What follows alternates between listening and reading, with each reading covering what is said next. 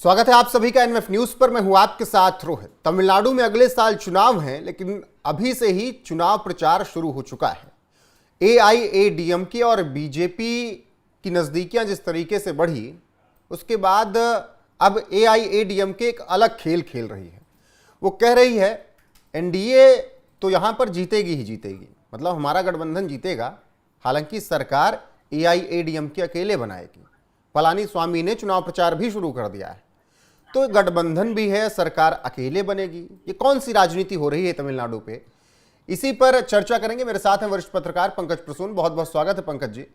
पंकज जी, आपको ये तमिलनाडु का समीकरण कैसे नजर आ रहा है? तमिलनाडु में पलानीस्वामी गुट है, ये एआईएडीएमके का। बीजेपी के साथ इसका गठबंधन है। दोनों ने घोषणा की थी अमित शाह के सामने कि दोनों मिलकर आपस में चुनाव लड़ेंगे और कांग्रेस डीएमके गठबंधन को हराएंगे। कुछ समय पहले पलानीस्वामी ने साफ साफ कहा था कि वो हिंदू वाले मुद्दा पर, जब मुरुगन मंदिर आंदोलन चल रहा था, कि हम उससे इत्तेफाक नहीं रखते और अगर ऐसा चला तो हम अपनी राह अकेले कर लेंगे। वो मुद्दा धीरे धीरे पीछे छूट गया। आज फिर से पलानीस्वामी ने यह कहा है कि बीजेपी के साथ गठबंधन में चुनाव लड़ेंगे, हम जीतेंगे भी, लेकिन सरकार एआईएडीएमके की रहेगी और मुख्यमंत्री पलानीस्वामी रहेगा।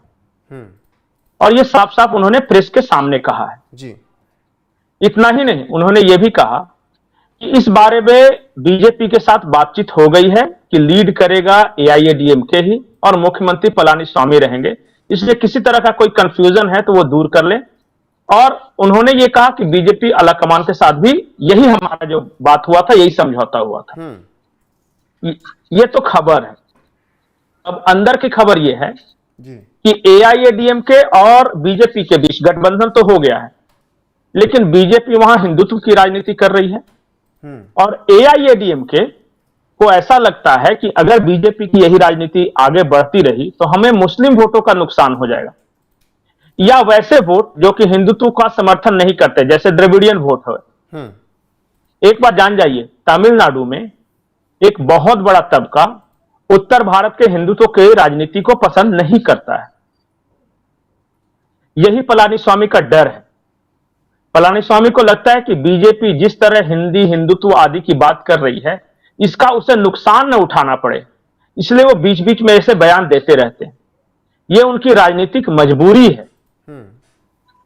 और याद रखिए कि एआईएडीएमके का जो वोट बैंक है, जो सपोर्ट बेस है, उसमें दलित भी और द्रविडियन राजनीति के बहुत सारे पैरोकार भी हैं।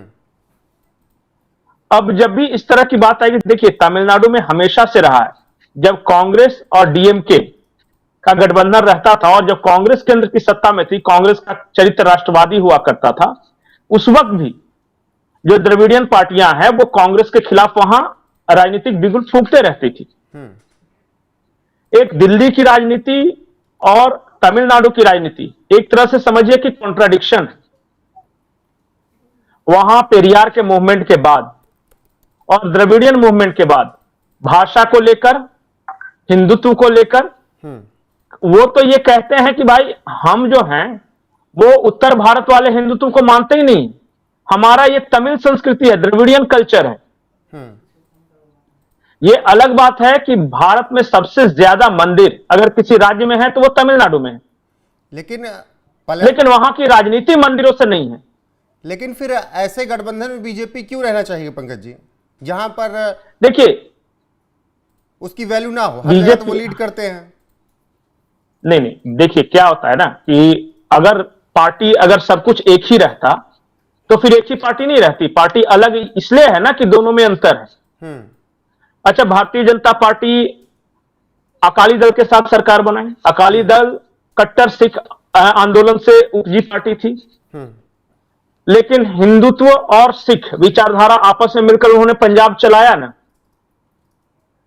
आप जो भी देखिए, क्या नीतीश कुमार जो आज बिहार में है, क्या वो बीजेपी की सारी राजनीति से, हिंदुत्व की राजनीति से सहमत है? शायद जिंदगी में कभी नहीं सहमत हुए, फिर भी चलाया ना सरकार। आप बताइए, किसी भी राज्य में आप बता दीजिए, क्या उत्तर प्रदेश में अपना दल और भारतीय जनता पार्टी दोनों की विचारधारा एक है? या राजभर या भारतीय जनता पार्टी की विचारधारा एक नहीं है। ये एडजस्टमेंट ही तो राजनीति है। या फिर आप किसी भी पार्टी को देख लीजिए, दो पार्टियां आपस में मिलती है, क्या मुस्लिम लीग और कांग्रेस की विचारधारा एक है? लेकिन केरला में गठबंधन में है ना। मतलब चुनावी क्या कम्युनिस्ट पार्टियां और ये महाचुनावी नहीं, दो अलग अलग विचारधारा के लोग गठबंधन इसलिए करते हैं। विचारधारा का गठबंधन नहीं होता। एग्जैक्टली यही मैं बता रहा हूं। टीडीपी के साथ भारतीय जनता पार्टी ने गठबंधन किया था, क्या विचारधारा दोनों का मिलता था? दोनों का जमीन आसमान का अंतर था। लेकिन इसे पॉलिटिकल एडजस्टमेंट कहते हैं। भारतीय जनता पार्टी की मजबूरी है तमिलनाडु में एआईएडीएमके, मजबूरी भी है और जरूरी भी है। क्योंकि अगर अलग अलग अपनी अपनी विचारधारा को लेकर पकड़े रहेंगे तो डीएमके और कांग्रेस नहीं हारेगी। तो अपनी विचारधारा को फैलाने के लिए भी जरूरी है कि आप सत्ता में रहें। जब तक सत्ता में नहीं रहेंगे तो आपकी विचारधारा को कौन सुनेगा? आप सिर्फ आदर्श की बात करते रहेंगे, आइडियोलॉजी की बात करते रहेंगे और पॉलिटिकल एडजस्टमेंट नहीं करेंगे तो यही होगा कि आप पता चला कि सिर्फ अपने ही पॉकेट में सिमटे रह जाएंगे। और सिर्फ गठबंधन के स्तर पे नहीं। तो अगर अब की ये गठबंधन बन रहा है तो इनके पास तो मौका भी होगा ना, क्योंकि अब की केवल इनको डीएमके के सामने ही नहीं लड़ना, अब की तीसरा टीवीके भी है वहां पर, अब की थलापति भी है। ये देखिए, ये शुद्ध रूप से सामाजिक समीकरण का एक तरह से कह रहे हैं कि कोऑर्डिनेशन है। आपका वो, हमारा ये, और दोनों को मिला के क्या हम सत्ता में आ सकते हैं या नहीं। मैं बार बार एक बात बोलता हूं कि डीएम को हराना मुश्किल नहीं है, लेकिन उसके लिए एक ऐसा ब्लॉक होना चाहिए जो कि पब्लिक को यह लगे कि हां, ये डीएमके को हरा सकता है। बिखरा हुआ विपक्ष कभी भी डीएमके कांग्रेस को नहीं हरा सकेगा। यह बात भारतीय जनता पार्टी भी जानती है और एआईएडीएमके भी जानता है।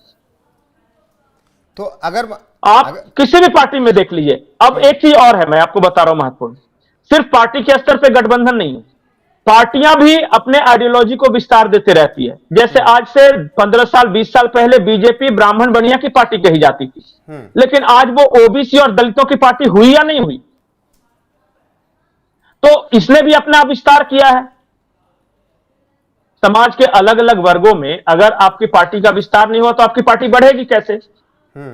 अगर मायावती उत्तर प्रदेश में किसी जमाने में नारा लगाती थी, तिलक तराजू और तलवार इनको मारो जूते चार, लेकिन फिर उन्होंने एडजस्टमेंट करते हुए हाथी नहीं गणेश है, ब्रह्मा विष्णु महेश है तक वो पहुंची ना जी। तो ये सारी पार्टियां करती है, और जो नहीं करती है वो मिट जाती है।